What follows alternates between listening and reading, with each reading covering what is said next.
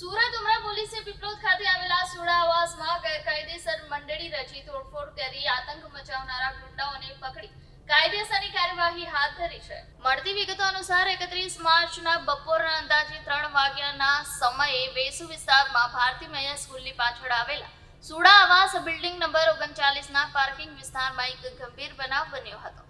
અહીં રાજકુમાર રત્નેશ્વર પ્રસાદ સિંઘ પોતાના 4 સાથીઓ સાથે મળી તલવાર જેવા ધારદાર હથિયારો સાથે ગેરકાયદેસર રીતે એકત્રિત થયો હતો. પ્રાથમિક તપાસમાં સામે આવ્યું છે કે આરોપીઓએ ત્યાં રહેતા અજય અમૃતભાઈ કંથારિયા અને રૂપેશ બાલાજી સાથે જૂની અદાવત રાખતા આ કૃત્યને અંજામ આપ્યો હતો. આરોપીઓએ ગુસ્સામાં આવી પાર્કિંગમાં ઉભેલા 3 ટુ વ્હીલર વાહનો, એક ઓટો રિક્ષા, એક ઇલેક્ટ્રિક મીટર તથા એક માછલીઘરની તોડફોડ કરી હતી, જેના કારણે અંદાજે ₹4500 જેટલું નુકસાન થયું હોવાનું જણાવવામાં આવ્યું છે.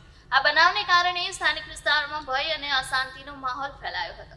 આ ઘટના બાદ તમામ આરોપીઓ સ્થળ પરથી ફરાર થઈ ગયા હતા, પરંતુ ઉમરા પોલીસે ત્વરિત કાર્યવાહી હાથ ધરી તપાસ શરૂ કરી હતી. પોલીસે ઝડપભેર કામગીરી કરી આરોપીઓને પકડી પાડ્યા છે અને તેમની સામે કાયદેસરની કાર્યવાહી હાથ ધરવામાં આવી છે. હાલમાં પોલીસ સમગ્ર મામલે વધુ તપાસ કરી રહી છે અને ઘટનાના અન્ય પાસાઓ પણ ખંગાળી રહી છે.